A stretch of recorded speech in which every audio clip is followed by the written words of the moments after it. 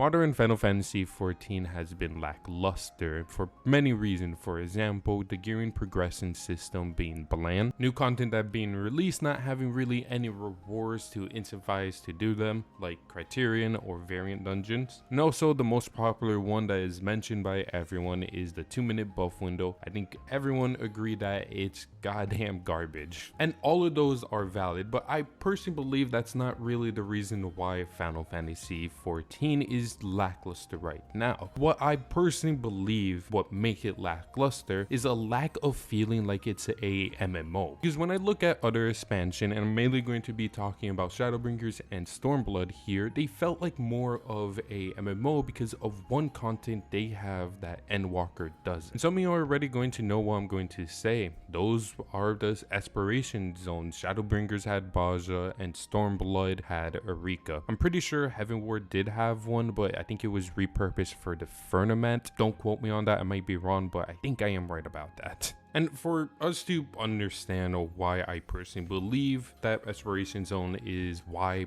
those expansions felt like a MMO, we first have to understand what is a Aspiration Zone in the game. An Aspiration Zone is a instant that you could either go solo or with a group that will have other players up to 72 for Baja, while Rika will be 144. That will have different type of quests, themes, or gimmicks that you will do. Basically like a game in a game. So if we use Baja for a reference on how that is handled and what's the main gimmick of it, which is basically you want to raise up your resistant ranks, and the way to do this is to either fight scrimmages or do critical engagements, and those will give you merits, which are basically the XP of the area, which will help you rank up. And then there's also something else, which is clusters. Clusters are basically the currency of it. You could trade in for rewards, and the way to get clusters is you have to fight enemies in the Baja area that are outside from critical engagements or scrimmages, and you could get it from those enemies. Now I'm done explaining one of the Aspiration Zone. Now let me explain how this made it feel like more of a MMO, at least for me. Earlier I mentioned that you could do solo, and the great thing about these Aspiration Zone that it was relatively easy to find a group, because once you enter, the only thing you had to do was type in chat looking for a group, and you will get one relatively quickly, especially when that content was new in the 5-point series. Another way to look for a group is Discord servers. There's still Discord servers even for Baja and Erika that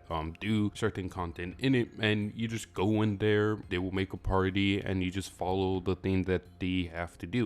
It was relatively quick and fast, and doesn't take a lot of time. And on top of that, most of the people that you're meeting in these groups are people from different factions in the game. Hardcore players, RPers, casual players. It connected the community in one area because there was something to achieve together. And that's why I think Aspiration Zone make it feel like more of a MMO compared to now, because you're going to meet people that you think you will never meet, like an RP or a casual, and potentially be their friend, which I think is pretty awesome. You're meeting people that you will never ever meet in Final Fantasy XIV, and there's even probably potential that there's going to be people who want to try new content because they met new people that can help them or guide them during that whole thing. For example here, let's say a casual player who never raided before because he was scared, and he met a raider as a friend, and the raider say, hey, I can help you and guide you during this whole process and try to teach you how to raid. Now that person will have a better experience raiding because they have someone to actually help them, guide them, and basically taking that leap that they never have taken before. It's such a unique thing that I feel like Endwalker don't have, that social aspect that it's missing. But that's not the only thing that Aspiration Zone did really well and why it made it feel like more of a MMO. What it also did is add replayability, which I would think is probably something important that this genre should have. If I'm playing a massive multiplayer game, I bet that it should have some type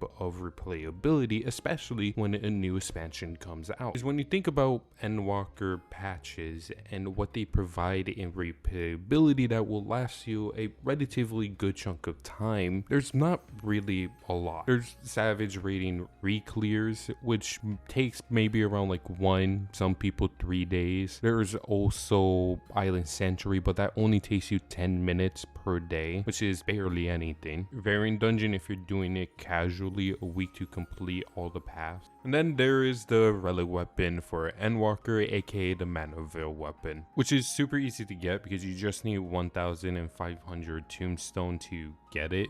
Basically, you get those tombstone, you trade it in for 3 materials, and then that 3 materials you trade it in for a relic weapon, and that's all. Which you can say that does have replayability, but you also have to keep in mind doing it for the first time is relatively boring, and then doing it on repeat over and over, just trying to get 1,500 tombstone, is really not fun at all. And on top of that, that's also on every step. So the first tier of the Mana Veil weapon is the same as the second and third. If we compare this to other relic weapon like the resistant weapons, it's not really the same at all, because the resistant weapons was linked up to other content, either old content like Heaven Ward, Fates, or Alliance Raid like Stormblood, if I remember correctly, and also Deep Dungeon. And then there's the other method where you could use Baja, which most likely, if you're doing it for the first time, you're killing 2 birds with 1 stone by raising up the resistant rank, because you need later to do more of your relic weapon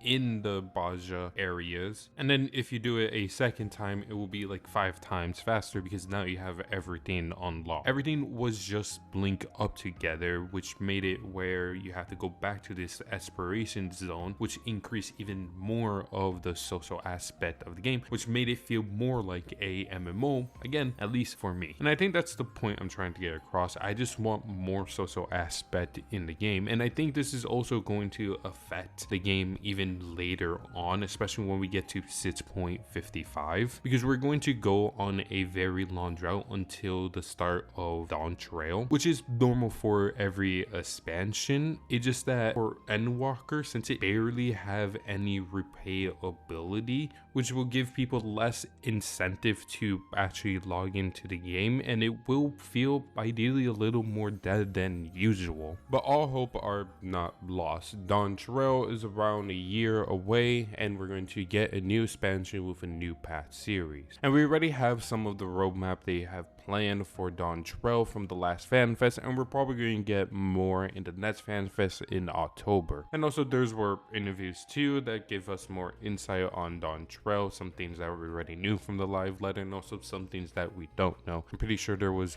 one talking about Aspiration Zones, so there's potential that it can come back, and I hope it does, because I think they're just a great piece of content for many reasons that I've mentioned before: social aspect, content linking, and it's overall just fun in my opinion. But it kind of sucks that we have to wait one whole expansion to see a improvement of the game, which is practically a other whole year, which sucks as a player that we have to wait that long for changes, especially for changes that people been asking for since like the beginning of Endwalker. Some of the changes been asked for even before Endwalker, probably all the way since like Stormblood or Heaven Wards, especially when it comes to like the gearing and reward structure of the game. I think sometimes they should just pull the trigger and do some crazy shit in the game, but the timeline that we live in Final Fantasy XIV right now, with how they want to throw up the game, that's not the case. But that's pretty much going to be all for the video. I hope all you have a wonderful day, and see you.